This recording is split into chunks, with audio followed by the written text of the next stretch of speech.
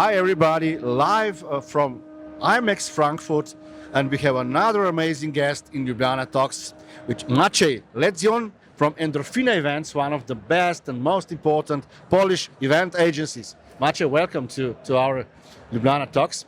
Tell us more about Endorfina. What is going on in your agency this year? How good it is this year, and what you are proud on? What are the problems? All these things. All right. Thank you very much. Thank you for having me here for an invitation. It's a great pleasure to represent not only Endorfina in Poland, but also 27 names, as we are part of that international group. And thank you for that. And yeah, hello everyone. I didn't know it was live actually. So nice surprise.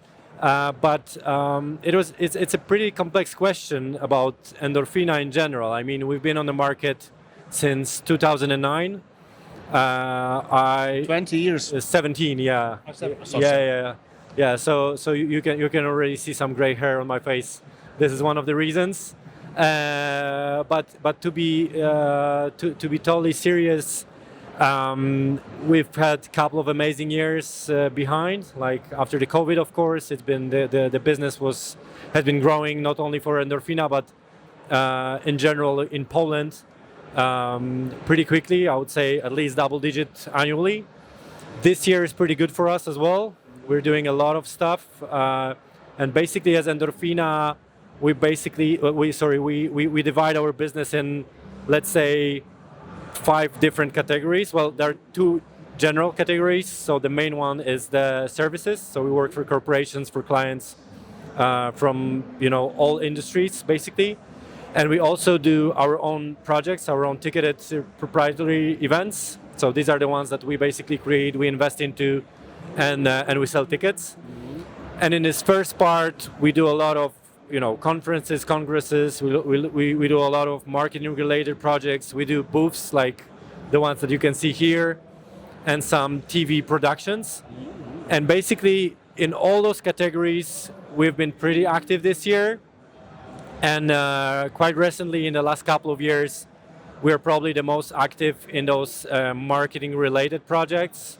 So it's like marketing activations, and this is actually the time when we start. So the summer season, which is just is starting pretty soon. We're like extremely active with that. So all kind of music festivals, all kind of activations that are happening just basically all around Poland. We are there, and yes, it's been and it's going to be very hectic. But your love with the events, how it started actually? It started quite recently, about 3 years ago.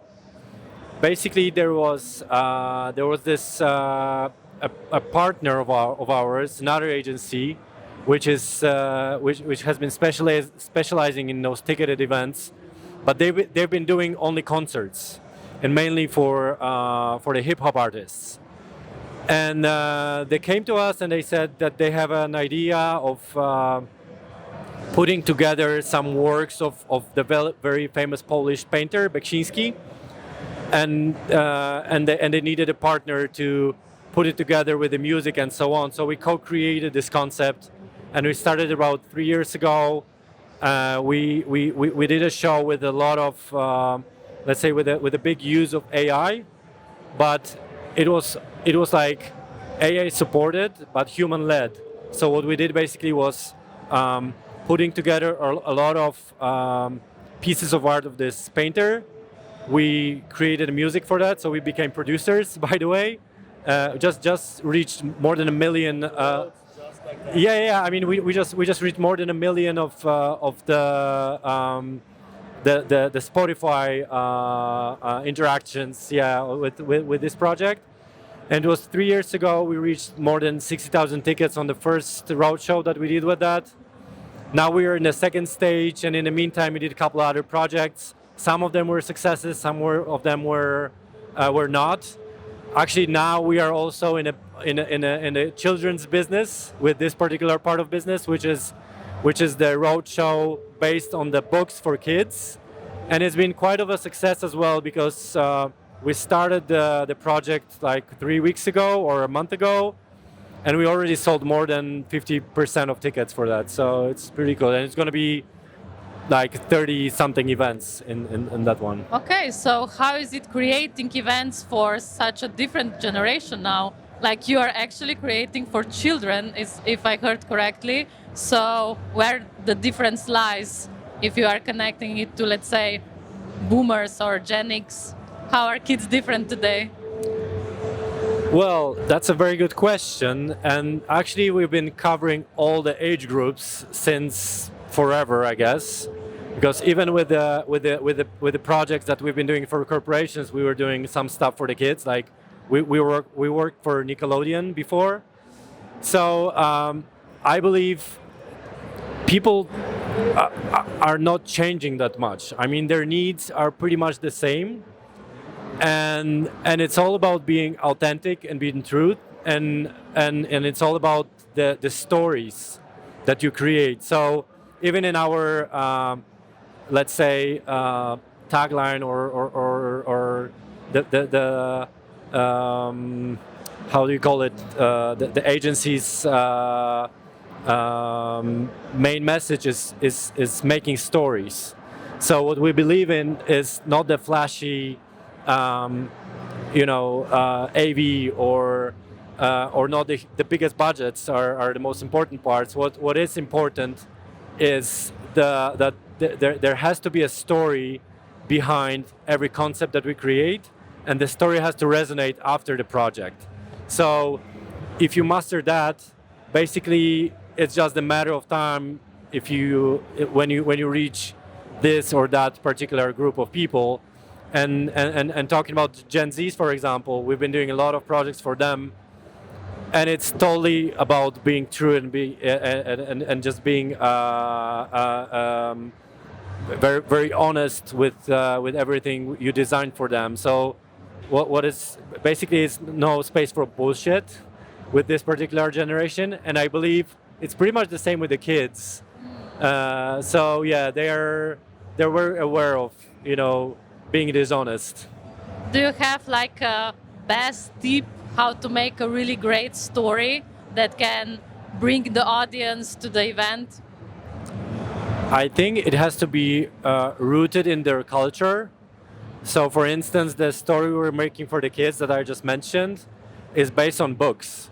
So, we signed a deal with the publisher, and that was probably one of the most important milestones in the whole process, because of course we had an idea of creating something for the kids, but then we started looking for something that is relevant for them, and then it appeared that there is this publisher and there is this particular series of books that sold more than 10 million copies in Poland.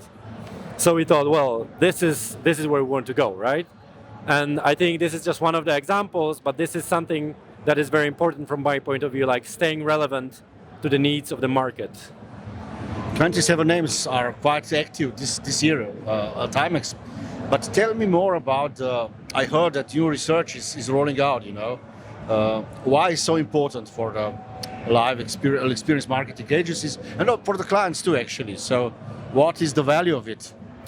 Yeah, so as I said, 27 names, it's not an agency, but it operates a little bit like an agency. We are 27 agencies across 27 countries all around Europe. And basically what we've been doing up until last year was basically creating our own internal format just to exchange ideas, exchange people. And we were also cooperating on some international projects, so making money as well together with like a single point of contact. For example, it was just one project that was executed in a couple of countries parallelly. So we've been doing it up until last year. But last year we also wanted to share some of the values that we believe in, and one of those values is sharing. And this is why we created this EEX report, the European Experience Index. And as you righteously say, this is something that is very relevant and very important for both agencies and clients, not only because we can reach tens or hundreds of them and just check what are their opinions and what are our opinions, our agencies on certain topics. But what's the most important is that the differences. And for instance, if we look and we asked both sides, what are the most important factors when it comes to choosing the right agency to cooperate? And most of the agencies are saying creativity, like 50% of them. And on the client side, it's been only 18%. So it's a huge gap, right? And then it just makes you think, like, all right, so where's the reality? Like, are our realities different? And it appears that for clients, the creativity is also very important, but what's even more important for them is the reliability, the scale of agencies, the predictability of all the actions that you do. So they basically want to be on the creative side, but they also want to be on the safe side, right? So this is just one of the examples, one of the insights that you can get from this report. And we are super happy to share it, and we don't want to keep it just for ourselves. We're super open to do it. So if you guys want to check it, please go to the 27names.com and you can find the whole report from last year. And you can also participate in this year's edition, because we just launched a 2026 edition, and we're going to work on it pretty soon. So if you want to be a part of it, please do so. Please go to. By the way, the first results will be published at Unicorn Awards in Ljubljana. So that's it. it's very important. Yes. Yeah. Okay, but what percentage of the staff the AI will replace, by your opinion, in the future? We just talked about it with Cole Adams. He said quite a lot, quite many. What is your opinion about it? Of course, we agree it will not replace the creativity and the agency itself, but, Well, I'm pretty curious about Kolya's answer, but I think one of the biggest mistakes, even in the mass media, is that too many people are talking about the AI as a human being. Let's say, it is not the intelligence like our intelligence, right? It is an algorithm. It is a pure math. So basically, I totally believe in the numbers, and I totally believe in simplification of the processes. And this is something that we've been trying to do in our agency for years now. And we we try to evolve based on the new tools and the things that basically make things simpler. So yes, there is going to be a lot of things that is going to be simplified. There's going to be a lot of work that can be done simpler, faster, and so on. It's difficult to say the percentage, because I think there are certain areas in the agency's life that can be simplified by, let's say, 30%, and some of the areas can be simplified by 90%, right? So I believe a lot of financial processes can be simplified a lot with the AI and the software that is based on it, for example, yeah. But when it comes to the craft, for example, or when it comes to even the creative process, we've been using AI, of course, a lot. But what we do at Endorfina basically is trying to show the flip side of that coin, and we basically show how much of the work is done manually, even when it comes to the creative part. So we are very transparent on that, and if we're using the AI in the creative process, we are showing, even on the pitch presentations, hey guys, this has been done with the support of AI, but this part has been done totally only with the human mind and human hands. And I believe that clients tend to appreciate that we are not just coming with the AI done presentation and so on. And believe me, we are doing a lot of presentations every year. But I think it's very important to be very transparent, and it's important to stay, let's say, pragmatic with the things that can be done better and quicker with the use of AI. So this is our approach. So how is your organization progressing now that you have to combine an intelligence of a human and also intelligence of an, let's say, machines? How are you progressing as an organization? And also, do you have any strategies to become better and also still human-centric, where you need to connect people to work with you? So how do you see this challenge? I think the human-centric part is essential, that you said, because we are in a human-centric world, especially when it comes to the events. And mentioning the EX, the report that we just covered, it clearly showed that the human-centric part is the most important, and even the hyper-personalization is one of the. It's not even the trend anymore. It's just reality, right?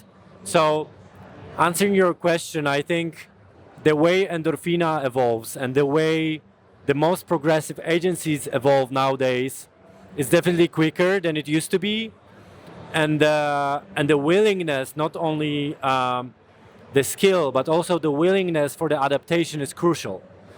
So what we've been doing at Endorfina is basically trying to grasp all those tools that are available, but we don't start with the technology.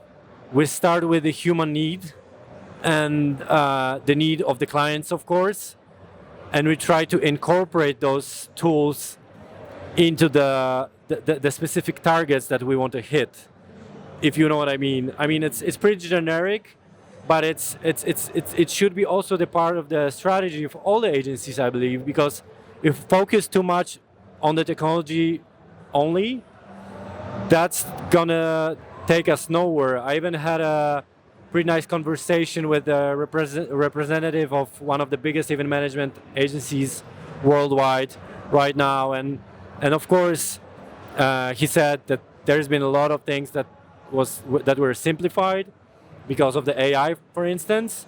But again, the AI is still hallucinating. It's making tons of mistakes, and Somewhat dangerous, actually. yes, it can be dangerous if if you send a presentation to the client, which ends up with a question. Are you happy with the result? Do you want me to create it for you in Slovenian as well, or whatever? You know what I mean? So, yeah, it should happen. So you have to be careful with that. But getting back to the strategy, I think the most important thing is to be just open for the changing environment, and the change comes quicker than ever now. So this is something everybody has to work on, because something that has been very innovative 2 years ago, sustainability or AI, in some parts of it, it's becoming obsolete today, or it is obsolete. So, yeah, Does this mainly scare you or excite you? it definitely excites me way more. Why? Because I like to be on the move. I mean, not only business-wise, but life-wise. I think it's good to have a life of an adventure. So, of course, the obstacles in business or in a private life are not always nice to have, but it's not. But in my opinion, the life is not about doing only the comfortable stuff. So yeah, it's all about the experience and all about the adventure. This is probably why I'm in this business as well. Amazing. Maciej, tell us more. Then we slowly come to the last part of the discussion about New Europe, Poland, how you see the market in comparison with old Europe, let's say. So I see really big growth, as you said at the beginning, but what is the secret formula you want to share? Why people should organize events in our part of the world, not in Spain, I would say. Nothing against Spain, of course. We love Spain, of course.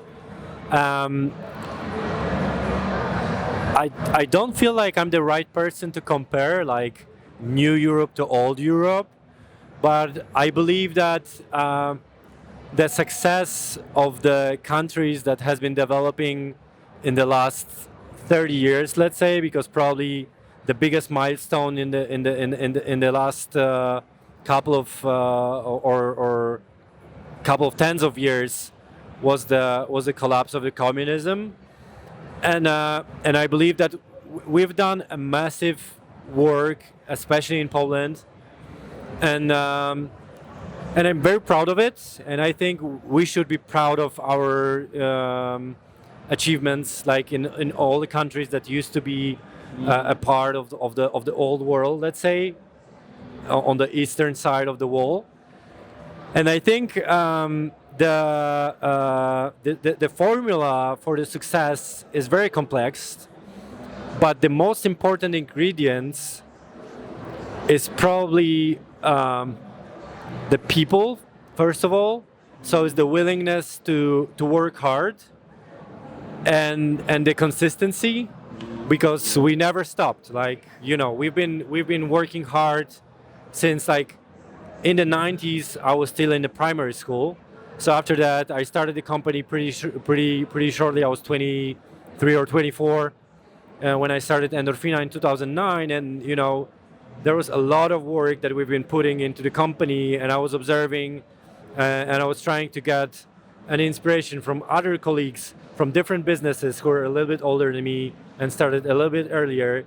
And I remember we've been all, you know, just working our butts off for many years. That's first thing. And second thing is that we also knew how to build more on the things that we built before. So the formula, I think it's not only in going forward, but also in keeping and securing the bag that you already created in business, but also as a country. So, you know, the infrastructure first, don't ruin it, keep it nice, keep it well, and based on that, the business will follow, right? So the European Union, of course, it helped with a lot of cash coming to Poland, but what we did with that was utilizing it properly and then building business on that. Amazing. Just for a clarification, tell just a little bit of statistical data about your company. How many employees do you have? On which awards are you proud, and so on, so that people will understand what we are talking about. So, yeah, I like the numbers, so I try to. You surprised me a little bit with that message, but I think I remember those. So basically, we are a group of 50 plus people, like on payroll, let's say. Of course, we have tons and hundreds of the suppliers and people cooperating with us. And yeah, so this is the most important number. Then, when it comes to the maturity of the company, it's been 17 years on the market, and I think we have produced around 3,000 projects since 2009, with an annual rate of more than 250 every year, and our annual turnover is around 20 something. I think it's going to be around 22 million euros this year for both the corporate and the ticketed businesses. Congrats. Thank you. And in total, it was probably more than 100 million euros that we generated in the history of the company. That's what we are talking about. Yeah. When we are talking. Yeah, and the growth rate is around 20%. The last couple of years was closer to 30% annually for Endorfina, so it's been pretty hectic. Yeah. Congrats, really. Thank you, guys. So we are finishing now. We are finishing with the fire questions. My first will be emotion or information. Emotion. Can you explain it? Well, that's all about how our brains are constructed, right? So there's this frontal cortex, which is all about let's say, that's called the brain process. So it's processing the information, but the reality is that all the decisions are made inside, in our in our internal brain. So yeah. So it's definitely the emotions. Of course, I consider myself more of a rational person, but I know that many decisions that I make are just based on emotions, for sure. Spectacle or intimacy? Spectacle or intimacy? What is the spectacle? Oh, so or- being huge. Oh yeah, spectacle. All right. Well, it depends. It definitely depends. I mean, it depends on the target. If it comes to me, I personally like both. Because I love big shows with an amazing artists, like the stadium productions and so on, because you feel the energy of the crowd, and this is the most important part. But on the other hand, the intimate experiences are great as well. Like even when we do events for the biggest brands, sometimes we organize it for like 20 people. So yeah, and those are, they can be pretty expensive as well. Of course. We finish in a different way. Special jar for you. You can pick up 3 questions. I need to shake it, Neža. You need to shake it. I thought it was a lottery with some money to win. No. Just questions. Sure? Yeah. All right. Maybe. One is hidden down there. All right. You open it, read it, and It just reminds me answer. of my university times. Yeah. I had this exam once that looked like that. All right. So the question is, what should AI never replace in events? That's a very good one. And I think it's probably the emotions that are generated by the crowd. And what I mean by that is that even if you create something with the help of the AI, the outcome should be human-led, and the outcome should lead to the emotions of the crowd. So this is something that can be supported with AI, but definitely should be human-led. Very good. One more. Oh, one more. All right. 3. 3 questions. All right. There's another one. All right. Let me see. What still excites you about live events? All right. So it's. I'm gonna repeat myself. It's basically the reaction of people, the emotions, and and the smiles on their faces, or the tears in their eyes, and the tears in my eyes. And actually, it still happens to me even at our events, that I get quite emotional on those events that we organize. Both on the sides of ticketed ones or the internal ones. For instance, we have this initiative called Story Makers, which is an initiative created by Endorfina Events for the younger generation, for the creative minds of Poland. So we've been creating it for 3 years now, and we have this competition for the people who are freelancers, who are not even in the industry, but we ask them to create their own visions of the events that are creative in their own way, but they also should have a potential to sell. So like ticketed events. And trust me, since 2024, we've been running this competition. We just finished. We just had a final of the 3rd one last week in Warsaw.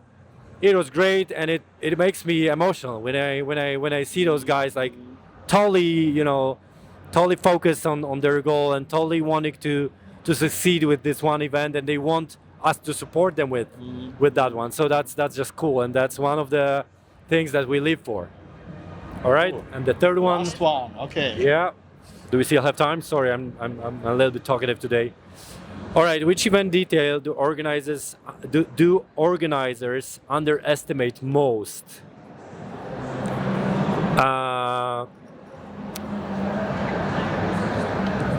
From time to time, the temperature. So literally the temperature at the venues, it's perfect here. Right. It's perfect here at Messe. It's really good.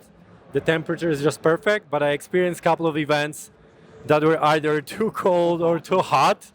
And it's the worst thing when when you are presenting or you're listening to a lecture, and then you feel that there's those drops of sweat on your back. But it's also the temperature of emotions. If you're not grasping it in the right moment, that might be a disaster as well. Yes. Yeah. It might be a disaster in terms of, people leaving the concert, or it can be too hot in terms of the emotions at concerts as well, and then it might be dangerous, right? So then, even if the artists go too wild, you as an organizer have to kind of work on that to make it work and to keep it in the right let's say pace and temperature when it comes to the emotions. It was amazing. Ljubljana talk. Thanks, Maciej. Thank for you very being much. Our guest. Thank you, guys. Thanks for watching us. Thank you. Stay tuned. We are coming back soon. Thank you, guys, and thank you, everyone.